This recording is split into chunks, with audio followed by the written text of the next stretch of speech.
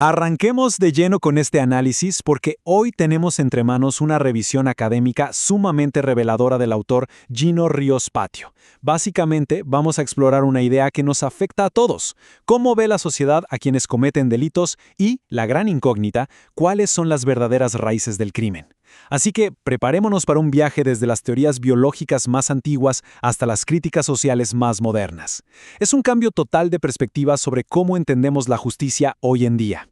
Y bueno, la gran pregunta para empezar, una que lleva siglos rondando los pasillos del sistema judicial: ¿nacemos criminales o la sociedad nos hace criminales? Y, ojo, que no es solo una duda filosófica de esas para debatir tomando un café.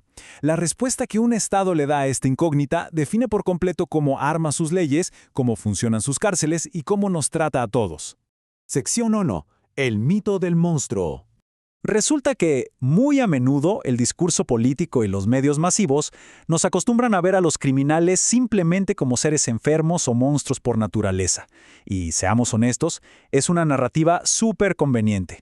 O sea, es muchísimo más fácil encerrar a un monstruo de película de terror que admitir que hay fallas profundas en nuestra sociedad y tratar de arreglarlas.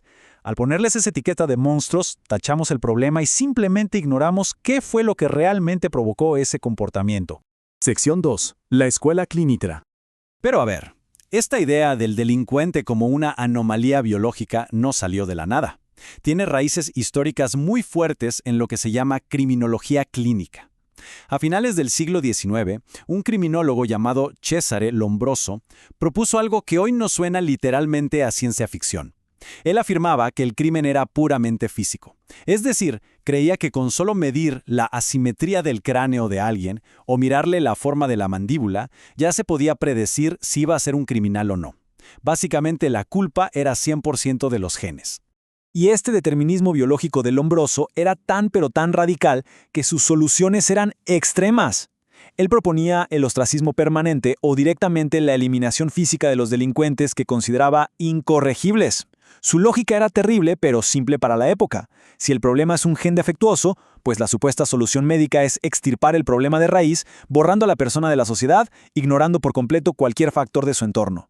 Por suerte, el pensamiento evoluciona. Aquí es donde pasamos del viejo paradigma etiológico, ese que solo miraba la biología, al paradigma científico y crítico moderno. Es como cambiar de herramienta. La vieja escuela usaba un microscopio para buscar defectos en los genes de una sola persona, mientras que la criminología crítica de hoy saca un telescopio.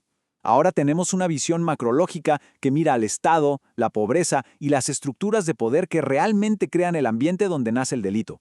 Es un salto gigante. Sección 3. Delito de cuello blanco.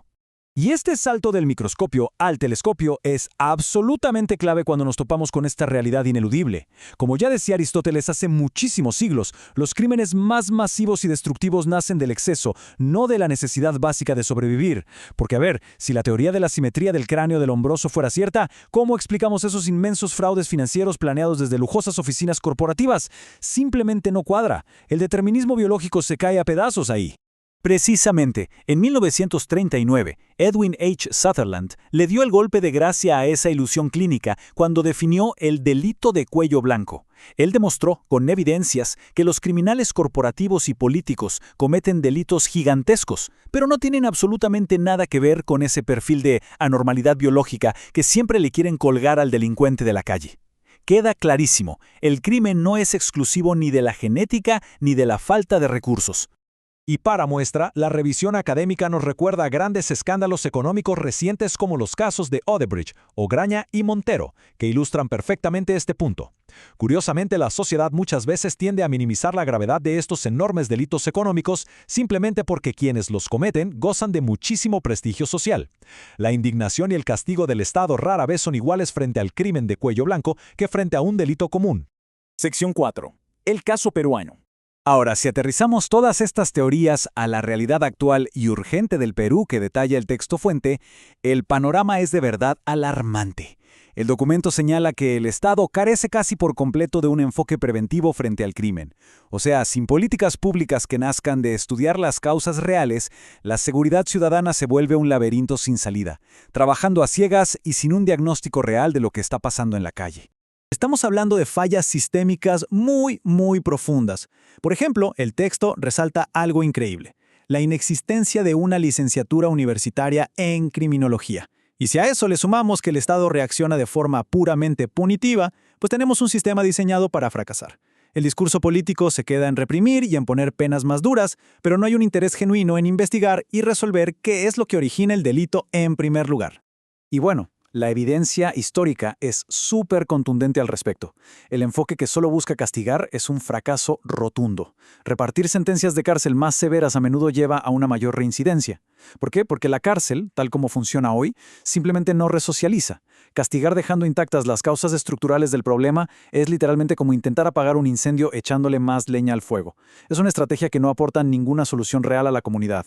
Sección 5. La solución holística. Frente a todo esto, la criminología crítica nos abre los ojos y revela que las verdaderas raíces del crimen no están en el genoma humano, sino en factores mucho más duros y complejos. Hablamos de la pobreza extrema, la tremenda desigualdad, la exclusión social y una violencia estructural que ya viene programada en el sistema. Y para empeorarlo, la justicia penal ejerce su poder de forma desigual, persiguiendo implacablemente a las poblaciones vulnerables mientras los delitos de las altas esferas se vuelven invisibles.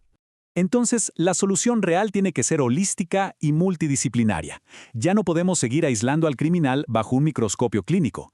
Tenemos que mirar el panorama completo de una buena vez. Analizar el crimen en sí, al criminal, a la víctima, y esto es clave, a los propios mecanismos de control social del Estado de forma conjunta. Todo está conectado, y si fragmentamos el problema, solo vamos a perpetuar la ineficacia. Y para cerrar este análisis, nos quedamos con una reflexión ineludible. ¿Vamos a seguir castigando eternamente los síntomas de la desigualdad, llenando las cárceles sin obtener resultados? ¿O finalmente encontraremos la valentía como sociedad para curar esta enfermedad desde sus raíces estructurales? Es un cambio de paradigma urgente y definitivamente nos invita a replantearnos absolutamente todo lo que creíamos saber sobre la justicia y el orden en nuestra sociedad.